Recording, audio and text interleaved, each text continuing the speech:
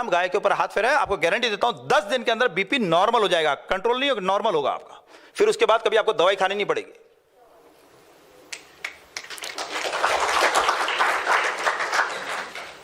तो यह जो है इतना जबरदस्त असर है गाय का। मेरी मां को पैरालिसिस का अटैक हुआ, पूरा चेहरा टेढ़ा हो गया, एक तरफ घूम गया उनका चेहरा। उसी समय मैंने गाय के घी की कुछ बूंदे गर्म की, गाय का घी गर्म किया और उसमें से कुछ बूंदे जो है उनके नाक में डालिए, और नाक में डालते ही 15 मिनट के अंदर अंदर उनका चेहरा सीधा हो गया, वो एकदम नॉर्मल हो गई, लकवा ठीक 15 मिनट के अंदर। पौना घंटे बाद जब डॉक्टर आए तो मानने को तैयार नहीं थे कि इनका पैरालिसिस ठीक हुआ है। हमारे बीच में डॉक्टर अभिजीत मुकादम बैठे हैं, इन्होंने एक सेरेब्रल पाल्सी के पेशेंट के बारे में मुझे बताया। वो बच्ची जो थी 100% ब्लाइंड, कानों से सिर्फ 30% सुनाई देता था, उठ के बैठ नहीं सकती थी, बैठाना पड़ता था उसको, बैठाते तो गर्दन ऐसी रहती थी, उठा नहीं सकती थी गर्दन को, किसी चीज को पकड़ नहीं सकती थी। इन्होंने क्या किया जाए, मैंने कहा भैया बीमारियां तो मैं जानता नहीं, एक काम करें उनके नाक में घी डालते हैं। तो इन्होंने कहा, ये ऑक्यूपेशनल थेरेपिस्ट है, इन्होंने बताया कि भाई नाक में घी डालना शुरू करो, उनके मम्मी पापा को कहा, उन्होंने घी डालना शुरू किया। 1 महीने के अंदर जो 100% ब्लाइंड थी उस बच्ची को छाया दिखाई देने लगी। कोई आता था रूम में तो वो यहां से वहां नजर उसकी घूमती थी कि यहां से यहां कोई जा रहा है। 100% कान ठीक हो गए, पूरे का पूरा सुनाई देने लग गया। गर्दन जो ऐसी ही रहती थी, ऊपर उठा नहीं सकती थी, वो 1-1.5 मिनट तक गर्दन उठा के रखने लग गई।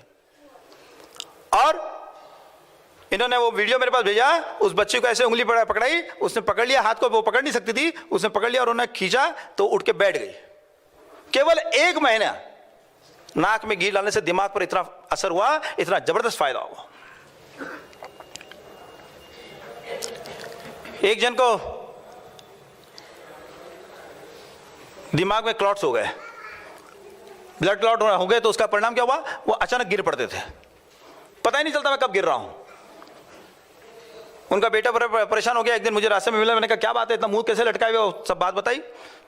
बोले डॉक्टर बोल रहे हैं कि भाई सर्जरी करनी पड़ेगी, और सर्जरी का 2 लाख रुपए खर्च होगा। आज से 10 साल पुरानी बात है, गरीब व्यक्ति कहां से 2 लाख रुपए लाऊं, इसी टेंशन में। दूसरा टेंशन यह है कि उन्होंने कहा कि डॉक्टर ये कहते हैं कि भाई ब्रेन का मामला है, ऑपरेशन के बाद ठीक होगा कि नहीं होगा पता नहीं, कैसे कह नहीं सकते। बोले क्या नुकसान होगा, बोले नुकसान ये है कि अभी तो थोड़े बहुत घूम फिर रहे हैं, अगर ऑपरेशन गड़बड़ हो गया तो हमेशा के लिए बेड पर रहेंगे। बोले ये तो ऐसा हो गया कुएं से निकाल के खाई में डालने जैसा मामला हो गया। तो मैंने कहा आप चिंता मत करो, मैंने उन्हें उपाय बताया। मैंने कहा नाक में घी डालिए, गोमूत्र की एक औषधि बताई और एक घरेलू उपचार बताया। 200 रुपए भी खर्च नहीं हुए और 15 दिन के अंदर 100% ठीक हो गए। अब आप बताइए किसको साइंस कहेंगे कि 2 लाख रुपए खर्च करने के बाद भी गारंटी जो न दे उससे साइंस कहेंगे, या 200 रुपए में जो 100% ठीक कर दे उससे साइंस कहेंगे आप? लेकिन हमें लगता है साइंस यानी क्या होना चाहिए, बड़ा सा हॉस्पिटल होना चाहिए, 5 स्टार तो होना ही चाहिए, अगर 7 स्टार नहीं हो तो, और उसके अंदर बड़े बड़े ऑपरेशन थिएटर होने चाहिए, बड़े बड़े इक्विपमेंट्स होने चाहिए जिसके अंदर पूरी बॉडी डाल दे आपकी, फिर बॉडी निकाले और बताए कि देखो आपकी बॉडी में ये गड़बड़ी है, ये गड़बड़ी है, ये गड़बड़ी है। और एकदम बड़ी बड़ी डिग्रियां होनी चाहिए लोगों के पास जो आपका इलाज कर रहे हैं, जो अपनी संस्कृति के बारे में, अपने देश की परंपराओं से जो विज्ञान है उसके बारे में 1% भी नहीं जानते हैं, लेकिन बड़ी बड़ी डिग्री है उनके पास। क्या इसे साइंस कहते हैं क्या? साइंस क्या चीज है?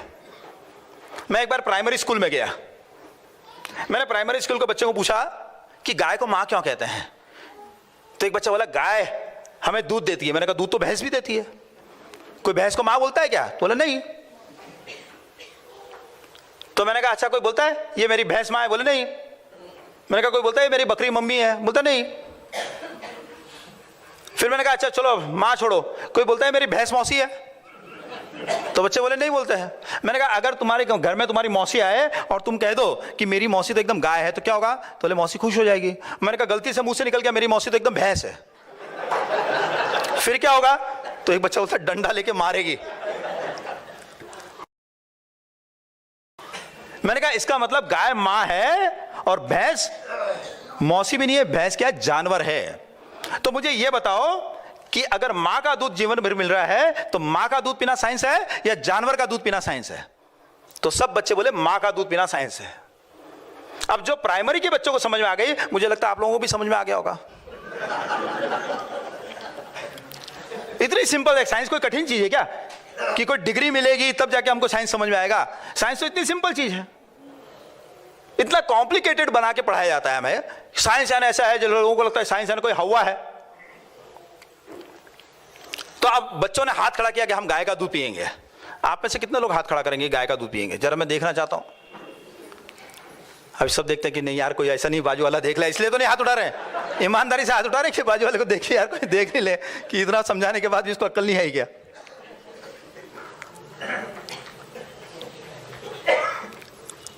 तो साइंस कोई कठिन चीज नहीं है, सरल चीज है, हमारे जीवन में, हमारी परंपराओं में है।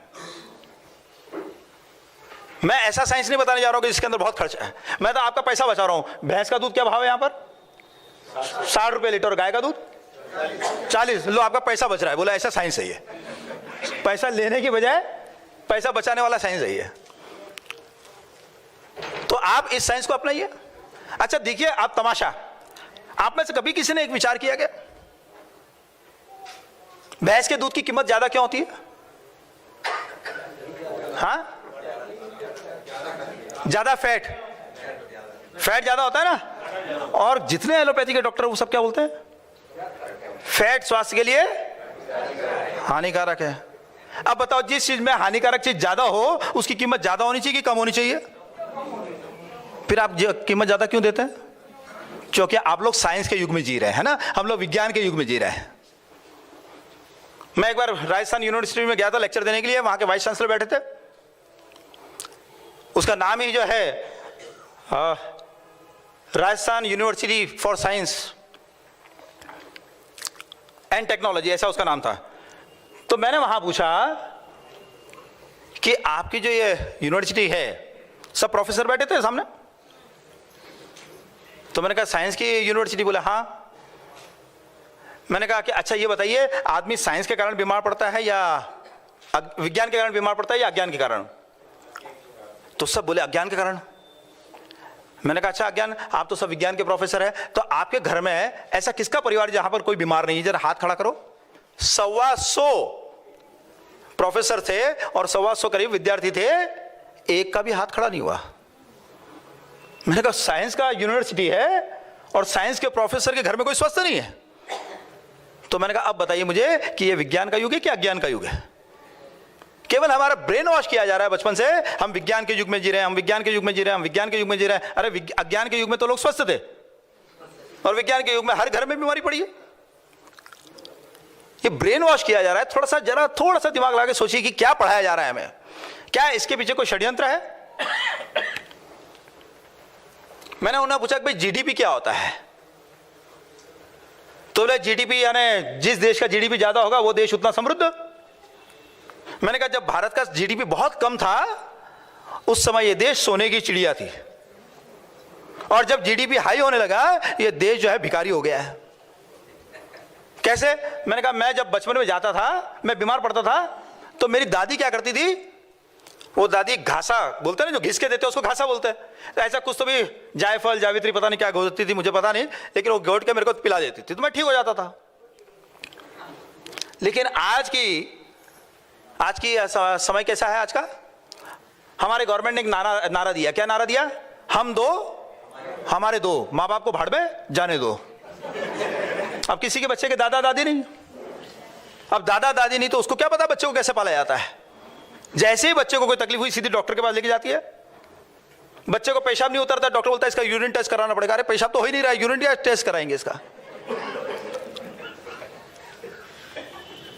और जब वहां पर जाने के बाद दुनिया भर का टेस्ट कराएंगे तो मैंने कहा सबसे पहले तो डॉक्टर जाएगा, डॉक्टर उसके ऊपर लिखेगा, डॉक्टर की कुछ इनकम होगी, प्रेस्क्रिप्शन लिखेगा, नहीं सॉरी पहले तो केमिस्ट के पास जाएगा, वो केमिस्ट के पास जाके दुनिया भर का टेस्ट कराएगा तो केमिस्ट की इनकम होगी, फिर डॉक्टर के पास जाएगा, डॉक्टर को प्रेस्क्रिप्शन लिखेगा तो डॉक्टर की इनकम होगी, फिर वो केमिस्ट के पास